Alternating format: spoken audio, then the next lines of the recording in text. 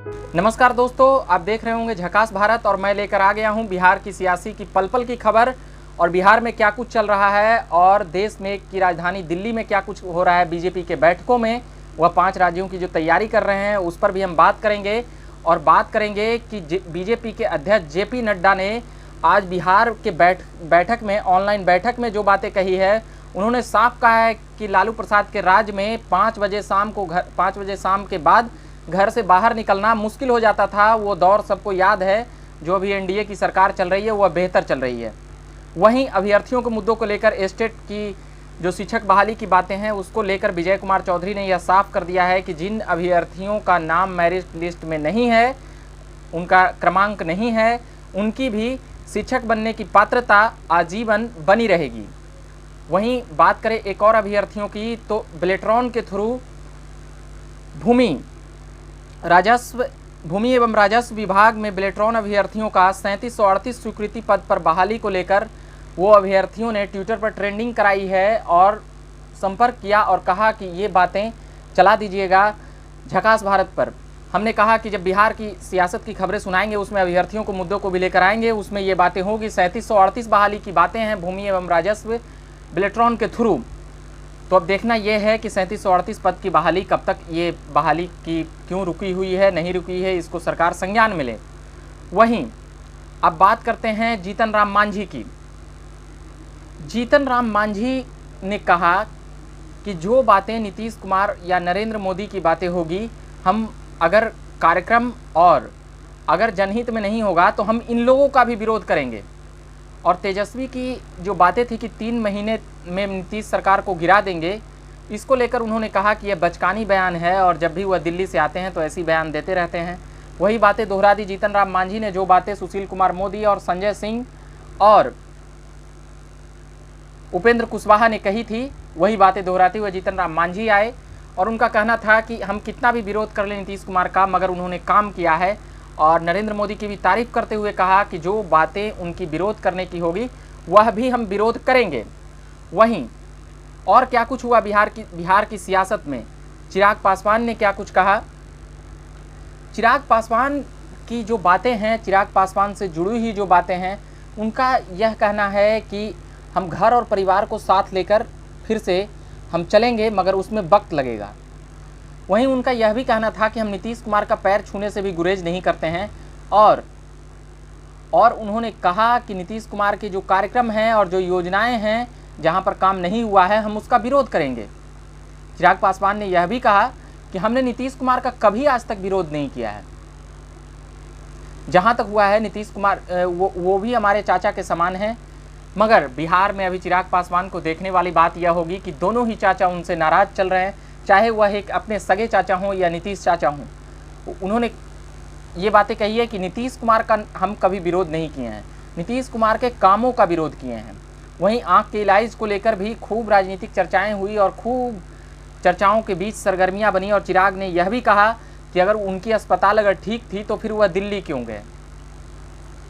एक जो और बातें हैं दिल्ली जाने को लेकर, तो दिल्ली में अभी 3 मुख्यमंत्री बिहार के वहाँ पर मौजूद हैं। 2 पूर्व मुख्यमंत्री, एक लालू प्रसाद यादव, एक जीतन राम मांझी और एक वर्तमान मुख्यमंत्री नीतीश कुमार वहां पर मौजूद हैं। तो हम बता दें, और श्रीमती राबड़ी देवी भी दिल्ली में ही उनकी आखिरी तस्वीर आई थी और बिहार में भी वह आते जाते रहते हैं और तेजस्वी भी अभी दिल्ली से आ रहे हैं। तो ऐसा क्या होता है, क्या दिल्ली में स्वास्थ्य व्यवस्थाएं इतनी बेहतर है बिहार से, या फिर लाइफ स्टाइल बेहतर है, क्या राजनीतिक टूर बना चुके हैं ये नेता? इस पर हम बाद में बात करेंगे। कटाक्ष का जो प्लेलिस्ट है उसमें हम बात करेंगे कि आखिर ऐसा क्यों होता है। वहीं हम बता दें कि तीनों, जो एक आरजेडी के अहम नेता, हम पार्टी के अहम नेता, सीनियर नेता जो 70 वर्ष पार कर चुके हैं उम्र, नीतीश कुमार जी भी, तो कहीं ना कहीं स्वास्थ्य व्यवस्थाओं के कारण ही इन लोगों की वहां पर चल रही है बैठकी। वहीं अब हम बात करें कि कोविड-19 के बाद जो शैक्षणिक संस्थान बंद थे, वह भी विजय कुमार चौधरी का कहना है कि अगर कोविड-19 अगर धीरे धीरे सुधार रहा तो 6 जुलाई से हम शैक्षणिक संस्थानों को धीरे धीरे खोलने का प्रयास करेंगे। बता दें कि छात्रों की पढ़ाई में बाधा पहुंच रही है। ऑनलाइन क्लासेस के जरिए पढ़ाई तो हो रही है मगर कई चीज़ें नहीं मिल पा रही है, वैसा इन्वायरमेंट नहीं मिल पा रहा है और घर पे बैठे बैठे भी लोग ऊब रहे हैं। मगर 2 दिनों का कोरोना का जो आंकड़ा था वह बढ़ा हुआ नजर आया था। मगर कोरोना का बढ़ा हुआ नजर आया था, मगर फिर भी अगर कोरोना महामारी में अगर मामले घटेंगे तो शिक्षा मंत्री का कहना है कि शैक्षणिक संस्थान धीरे धीरे हम खोलने का प्रयास करेंगे। वहीं अब बात करें बिहार की सियासत में रात भर जो राष्ट्रीय जनता दल में जो बैठक चल रही है उसको लेकर हम बात करने वाले हैं। उसको लेकर यह जो बातें चल रही है कि नीतीश सरकार को गिराने के लिए बैठक चल रही है, तो हम बता दें कि राष्ट्रीय जनता दल का स्थापना दिवस भी है 5 जुलाई को, उसकी भी तैयारियां चल रही है। तो ये खबरें भी एक तेजी से बनती है। तेजस्वी राघोपुर गए हुए थे और वो पत्रकारों से बात करते हुए वो कह दिए कि 3 महीने के बाद नीतीश सरकार गिर जाएगी। वैसे बता दें कि नीतीश कुमार की सरकार को कब कब खतरा हुआ है और कब से अनुमान लगाया गया है कि नीतीश सरकार कमजोर हुई और नीतीश सरकार गिर जाएगी। हम बता दें कि 2010 विधानसभा चुनाव के बाद ये बातें कही गई थी कि नीतीश सरकार कमजोर पड़ गई है, नीतीश सरकार और बीजेपी में एनडीए में कलह चल रहा है, क्योंकि उस वक्त मोदी को यहाँ प्रचार में आने से रोका गया था। कई नेता बीजेपी के भी नाराज थे और कई बीजेपी के समर्थक भी नाराज थे। मगर प्रचंड बहुमत में आती है जनता दल यू और नीतीश कुमार 2010 में 200 से ज़्यादा सीटें जीती। उसके बाद 2013 में जब भारतीय जनता पार्टी से गठबंधन टूटता है तो लगता है कि नीतीश कुमार गिर जाएंगे, उनकी सरकार गिर जाएगी। मगर वहाँ पर भी नीतीश कुमार बचा लेते हैं अपनी राजनीतिक सूझबूझ से। 4-5 सीटों की जोड़ जोगाड़ की जरूरत थी।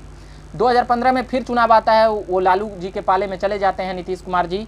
उसके बाद ऐसा लगता है कि नरेंद्र मोदी के आंधी में बीजेपी को जनता चुनेगी, मगर ये महागठबंधन को चुनती हुई नजर आती है और नीतीश कुमार के चेहरे पर ही विश्वास दिखाती है।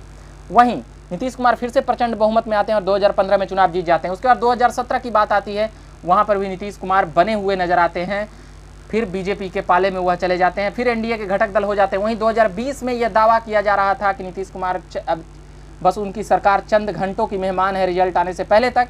मगर फिर से नीतीश कुमार की वापसी होती है। इन प्रकारेण इलेक्ट्रॉनिक वोटिंग मशीन और चुनाव आयोग को भी संशय में घेरा जाता है। विपक्ष चुनाव आयोग के दरवाजे तक भी जाते हैं।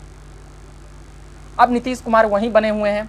मगर तेजस्वी की यह बयान कितनी महत्वपूर्ण है, ये बातें नीतीश कुमार जानते हैं कि ये बयान सचमुच बचकाना है। मगर जब तक नीतीश कुमार शायद इरादतन न चाहें तब तक वह कुर्सी से नहीं हटेंगे, क्योंकि बीजेपी उनको समर्थन कर रही है। अनेक इधर से उधर बातों के बाद भी बीजेपी यह नहीं कहती हुई नजर आती है कि हमारे नेता नीतीश कुमार बिहार में नहीं है। वहीं अब बात करें हम तेजस्वी की बैठक की, तो ये बातें और अनुमान काफ़ी लगाया जा रहा है।